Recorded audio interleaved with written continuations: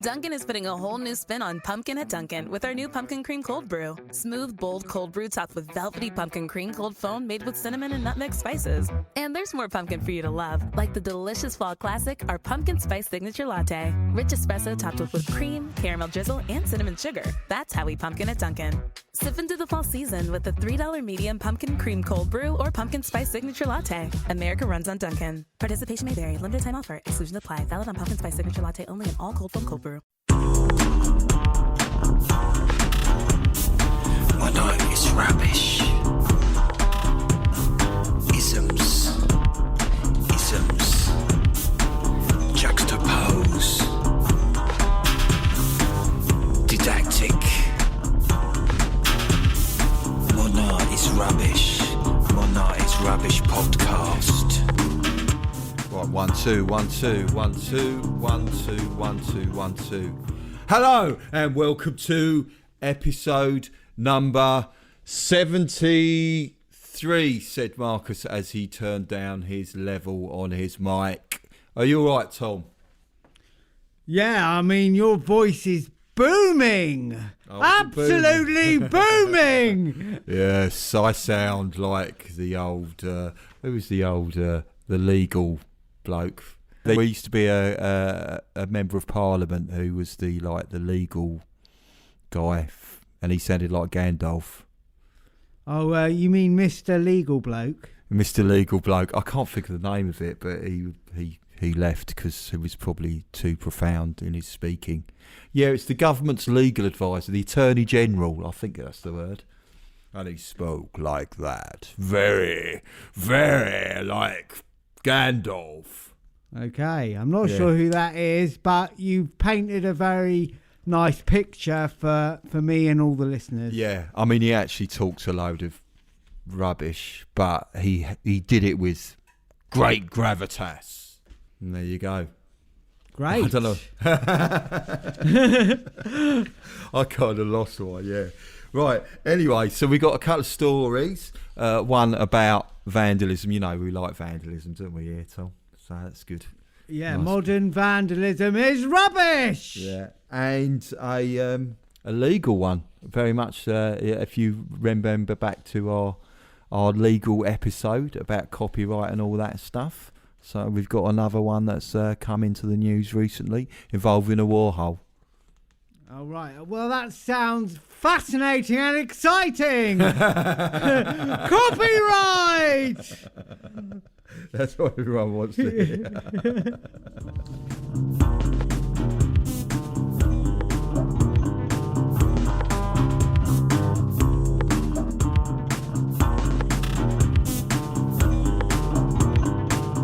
Right. So on to the first one. Just to say that a live artwork does not mean a participatory artwork.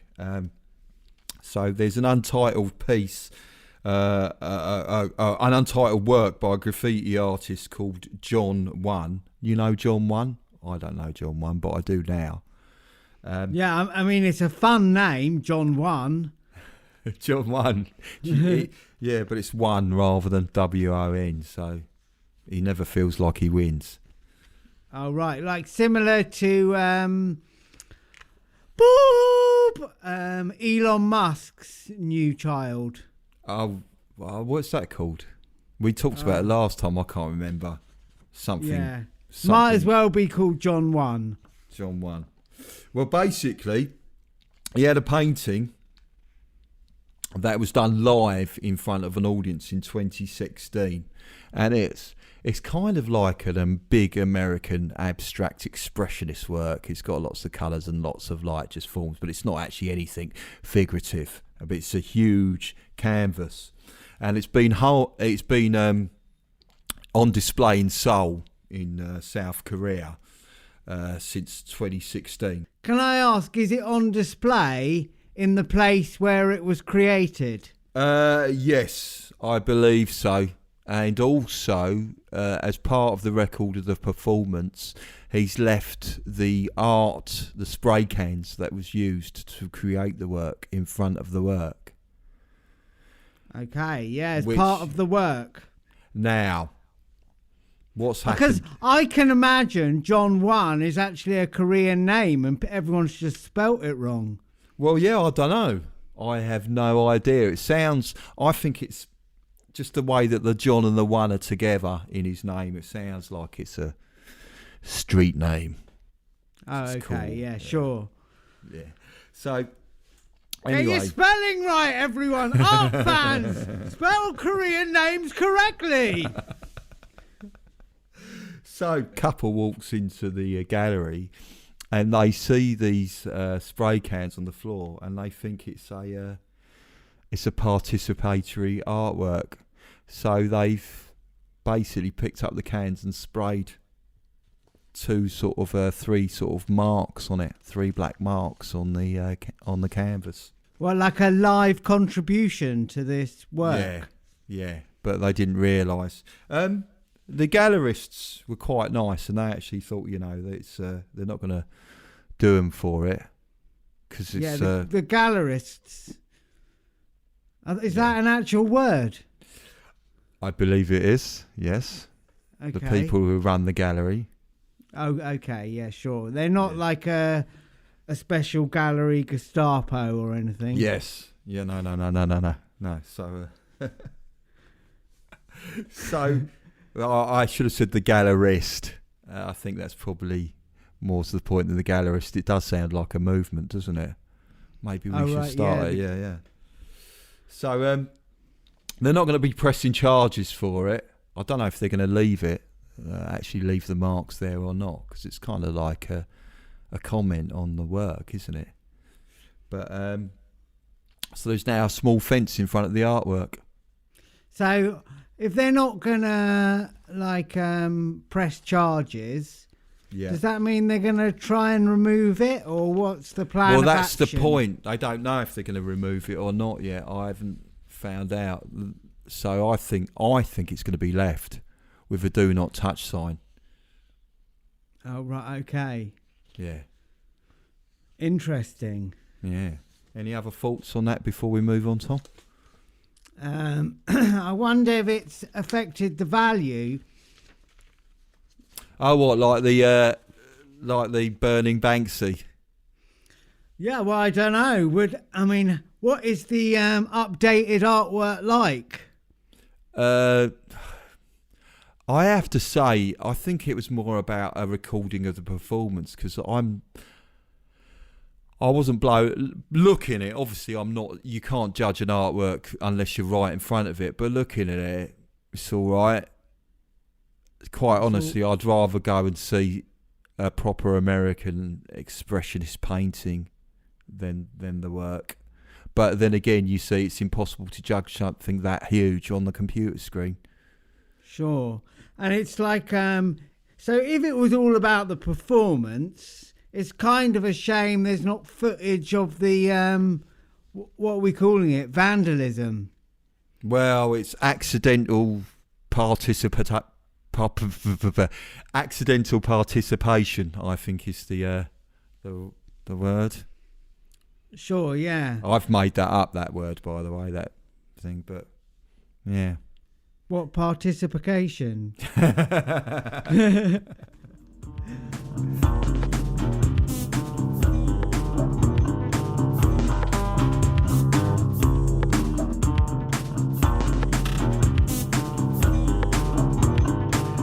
Anyway, moving on. Copyright, Tom.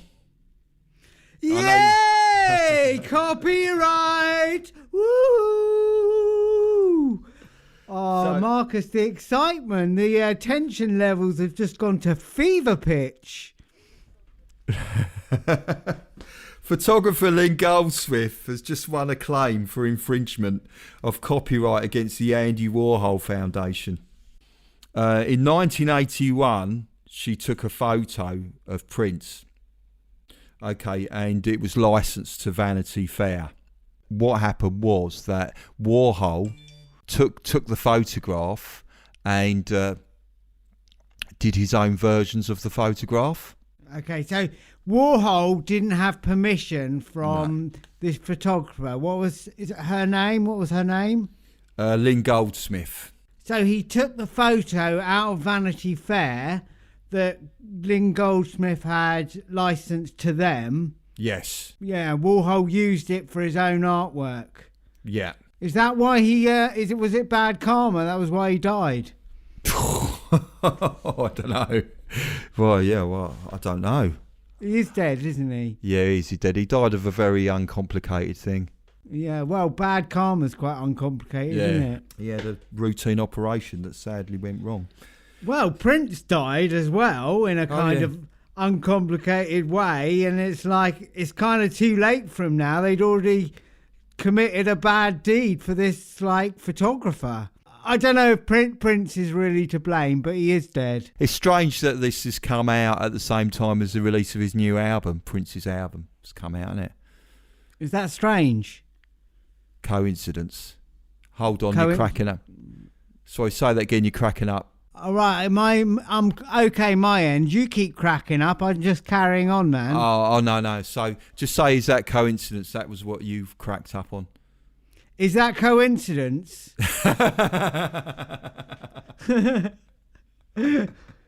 Yeah. I don't know. I don't actually know what you're saying. What was it?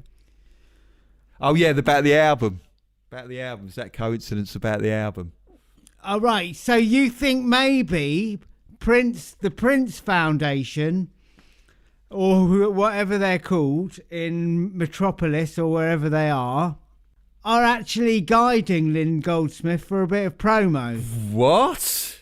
I don't know. I'm trying to understand. I don't know what I was saying, actually. I have no idea what I was just saying. It was kind of like I was on the mic and I was thinking things in my head and then realised I was on the mic. All right. Well, I guess Prince was always a bit like that. Yeah, it's the genius. It's the podcasting genius that's coming out. So basically, the judge ruled in favour of Lynn Goldsmith and said, yeah, there has been a breach of copyright. In a US copyright law, if something's deemed transformative, i.e. it takes an art, something as an inspiration, and changes it into something completely new, it's deemed transformative. And that's all right, apparently. All right. Yeah, so do you know what Prince's new album is called? Something to do with America? Yeah, it's not called... If it was called copyright infringement, then I would be suspicious. I mean, looking at those works, they are very, very similar, aren't they? There's not really... I can't say that he's... In my opinion, I don't think that Warhol has really transformed them that much. He's not made a completely original artwork out of them. No. Well, he's put some colours behind his head, but it does look like it definitely looks like the same image. Yeah. And I think that's a lot to do with it, with work. If it's transformative, and it's in America, the copyright law seems to be that if you take a work and you completely transform it and make it into something different, then that's fine. But this one, I suppose they would probably argue that it'd affect the market for the original, because people might be thinking, I want a picture of Prince. I know what I'll do. I'll get the Warhol picture instead of that picture. Yeah, but if Warhol had turned Prince into a horse or something, then he would have been all right. But Warhol seldomly turned pop stars into horses, did he? No, he didn't. But he famously did that collaboration with Basquiat, and there was a horse. Actually, it was a Pegasus in that. But he didn't transform anyone into a Pegasus. It just... All I'm saying is the Warhol drew a horse. I don't know what I'm saying, Tom. Yeah, I don't know what I'm saying. It's kind of nonsense. It's kind of just the day, isn't it, on the podcast?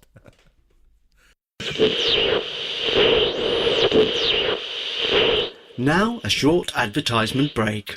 Modern art is rubbish. Get yourself a high definition turtle art print. Woo! So just head over to modernartisrubbish.com and subscribe to our email list to get your free artwork and to be updated on the latest Modern Art is Rubbish news. So, Tom, after that exciting copyright talk, I just want to talk about one thing. I've been posting on Instagram recently, for those of you that follow Instagram, quotes from artists, and I just wanted to talk about them because I just post them up generally, but I don't say much about them. And I've got this one by Picasso. See what you think of this, Tom. And Picasso said, every child is an artist. The problem is how to remain an artist once we grow up. Yeah, I've heard that quote before. Yeah. What do you think of that, Tom? What's your thoughts on that quote? I don't know, really. It's quite obvious to me, and probably to most people in the world, how to remain an artist, and it involves getting your paint out or something. Yeah. I think, do you know what it is as well? Is if you look at the interesting thing is when you look at child's drawings, they're always really well composed. So they use all the paper and all the elements are very, very well balanced. And it's something that I struggle with a lot, which is composition. So children instinctively know how to make a good picture.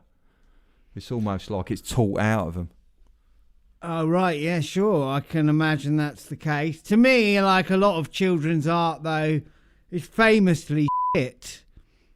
Has Jamie, your son, started drawing yet? Has he done any work?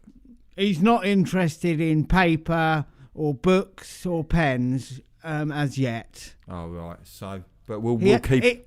He only likes guitars. Oh, cool. So we'll keep keep people updated on his artistic progress. Yeah. Yeah.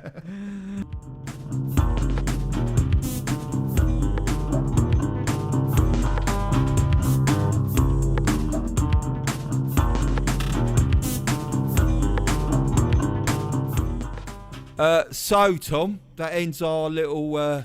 Oh, can I play a track? Yes, of course you can. Yeah. Are you going to play a track at the end for the people listening? Yeah, well, it's called Wouldn't It Be Good If We Talk to the Trees? Yes, are you playing it live or is it going to be played on a cassette? Cassette? No, I was going to play it on I guess on a cassette, but on a digital file. I was going to give it to you. Oh, cool, yes. Yeah. Oh, right, yeah, no, cassette's fine. It's quite Richard Branson, isn't it? Oh, right, yeah. Oh, yeah. So... we'll put that on the end then. That's good. I like that song, actually. I've heard that. I shared that on my Facebook, didn't I? You did, yeah. Thanks for that, Marcus. I appreciate that. And let's share it on the pod as well. So that'll be good. As well as, please head over to modernartisrubbish.com for all the social media stuff. And if you liked what you heard, please recommend us to people. And... that's it, Tom. I think that's the end of the... What about any thoughts on copyright? Please email Marcus specifically at info@modernartisrubbish.com. Yes, or anything at info@modernartisrubbish.com. And also, I will put a link to our copyright episode, our episode where we talked about copying stuff. Modern American copyright is non-transformative.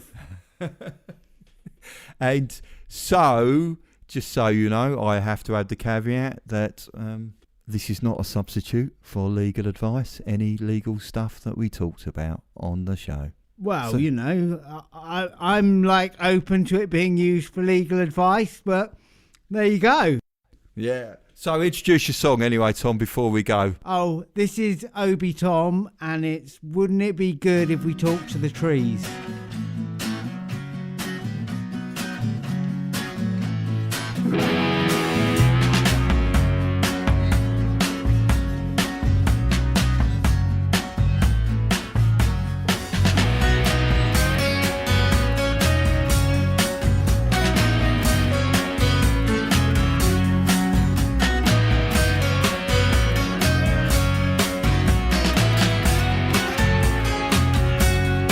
Yeah, rain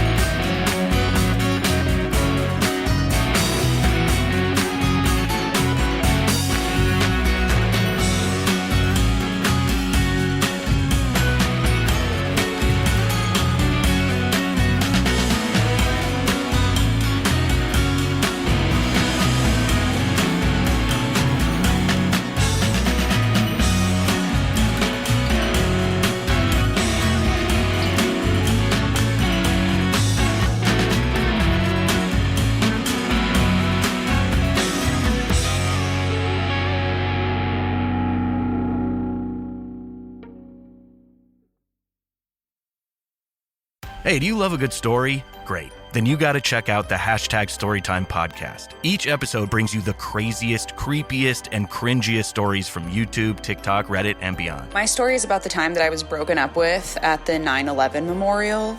Twice. Look, the internet is a dumpster full of stories, and I, your host, Will McFadden, dive in headfirst, sift through the flaming trash, and bring you nothing but treasures. Listen to all 21 episodes of #Storytime now on the iHeartRadio app, Apple Podcasts, or wherever you get your podcasts.